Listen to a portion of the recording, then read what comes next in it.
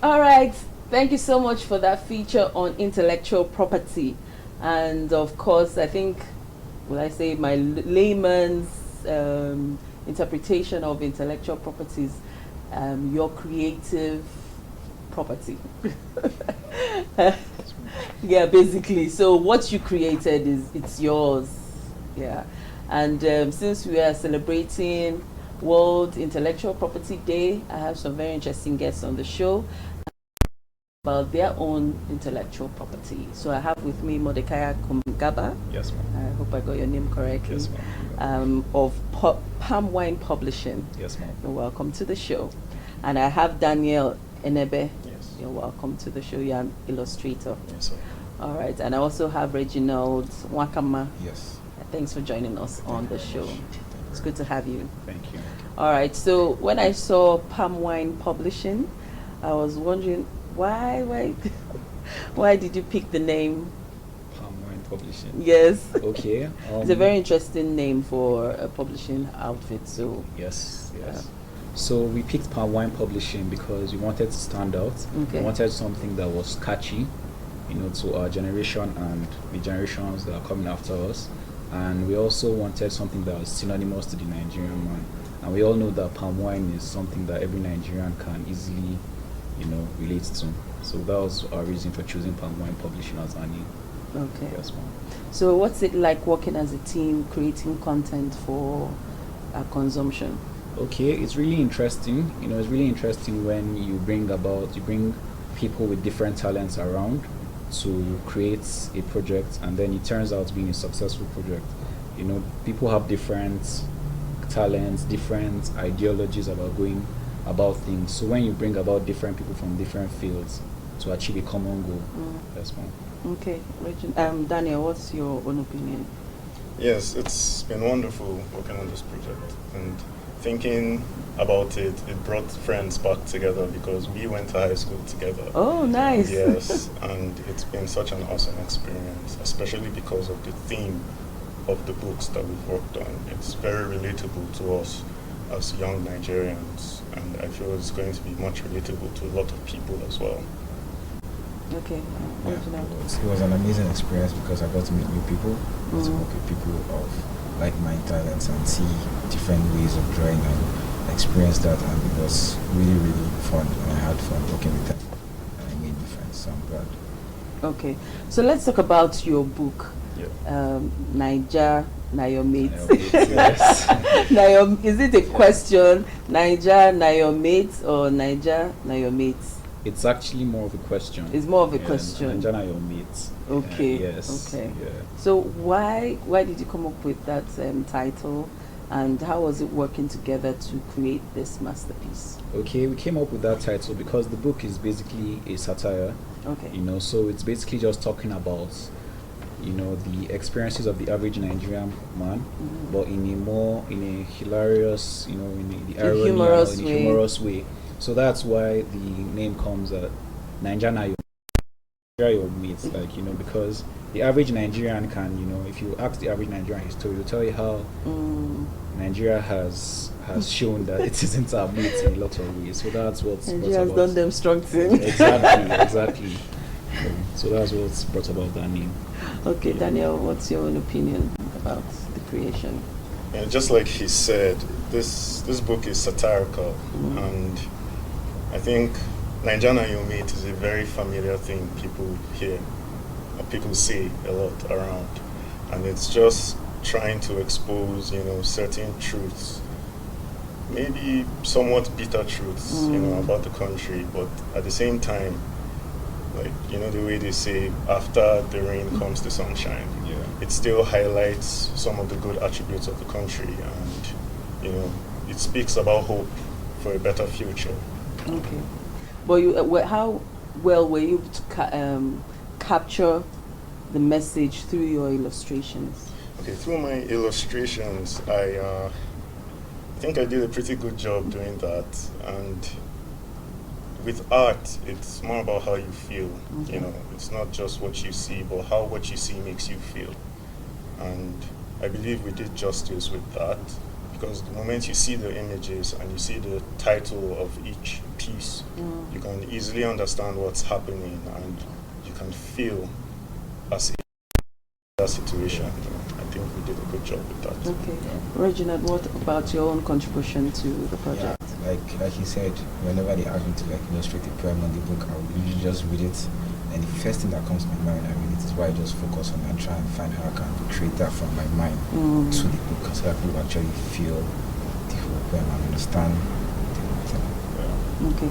So when you were creating the book, who was your audience? Who did you have in mind, and what impact were you thinking that you would give to it would have on All the right. audience?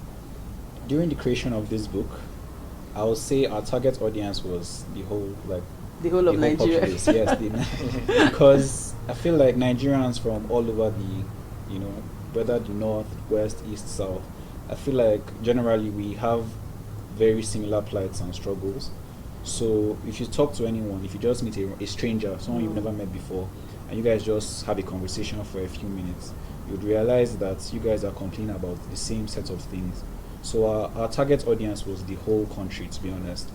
And then because of that, it was easy to to bring about the topics, the pieces, and The message. the messages that we try to bring about. Yes. So what has the reception been so far since the book has been out? So far it's been nice because I've gone to a bunch of places to ask them to help us. They've all liked it and they've all been like, it's a very good book and you're happy to help us publish it, to get the work done and get the work out there for people to see it. Okay. So what stood out for you in the book? I think just to contribute to what they've said, another target audience that we had was Nigerians in diaspora.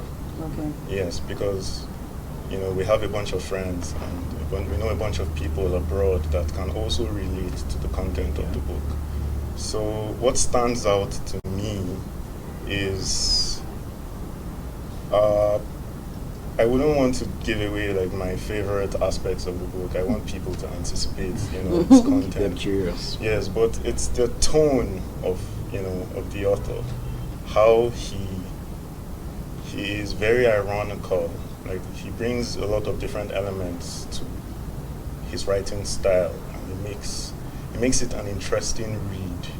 There's irony, there's sarcasm, and having a Nigerian do that, use all these unique styles that people can relate to, I think is what makes the book stand out. Okay. So let's go back to intellectual property. Yes. So yes, we know that this book is your creative property. Yes. So what do you know about protecting this property? Do you know any laws that would help protect your creative property? For starters, we are really new into this. Okay. But one step we took, we tried to, as you see, it's our book and it's also should I say company that published it. So we got the book to be published under our company and we got our company registered. So it's fully registered. It's not like we just put our name on the book, it's actually registered. So that's one step we took towards protecting our intellectual property. And then secondly, the platforms that we've put these books on, we've put the books on Seller. You can get the ebook on Seller. We've put it on Roving Heights. These are for like international audiences. We've also put it on Conga.